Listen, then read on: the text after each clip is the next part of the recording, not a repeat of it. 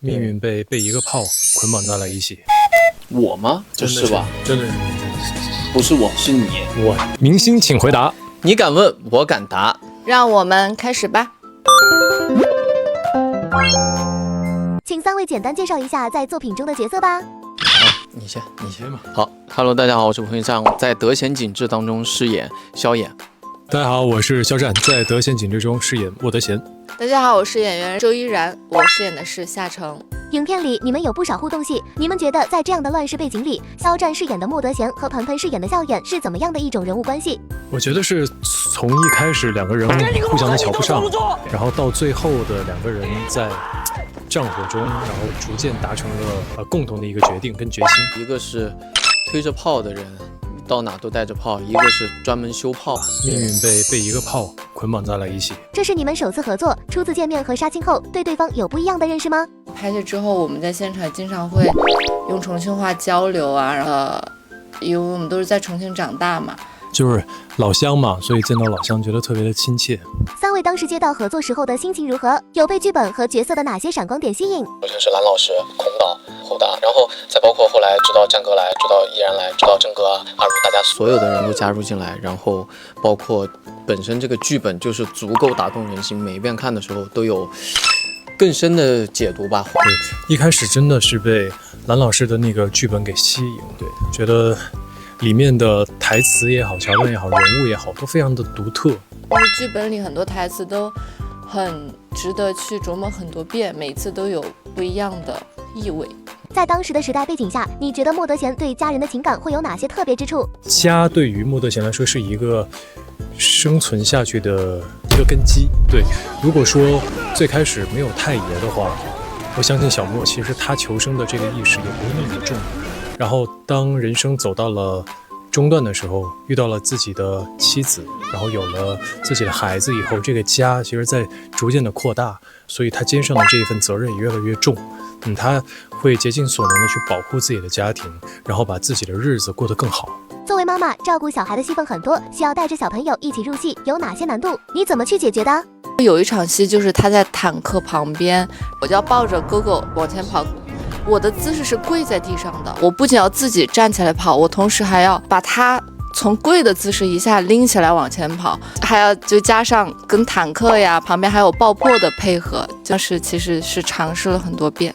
盆盆在戏中任务很艰巨，你走哪都带了一群兄弟，你在诠释的时候，希望能让观众怎么理解萧衍这个角色？我觉得他其实也就是一个普通人，对，他也会因为经历过战争，所以害怕。最后在割指镇经历的这些事，包括自己的兄弟牺牲，包括最后他放下自己的包袱，去真心实意的向问德贤说请指教怎么打。我觉得也是他一个作为一个中国人觉醒和对这样一个反抗吧。怎么理解莫德贤这个名字？你觉得德贤对下一代有什么期许和传承？我觉得这个问题应该问蓝老师吧。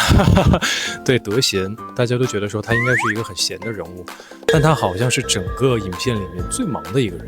德贤对后辈的一些期许，那我觉得就是可以用自己的双手，然后去创造属于自己的幸福吧，然后去珍惜这一份稳稳的幸福。我们看到莫德贤家全都是德贤景致，想问一下肖战，之前你学设计，日常会不会自己动手做什么？说到设计的话，我的那个工作室的 logo 就我自己做的呀，然后包括之前的专辑也会自己做一个封面。你们最受触动的分别是哪一场戏？我觉得应该是最后那一场吧，就是大家所有的人挨个上，德贤在最后开炮，我们在旁边负责最后帮他固定。我想起来的第一场是我给你穿鞋那一场，那个也是，那一场也是，就是跟那个德贤告别的时候那场戏，就那场已经我也听不见了，也没有什么可说的了，但我知道这一去有没有回，真不知道。拍摄时谁掉眼泪最多？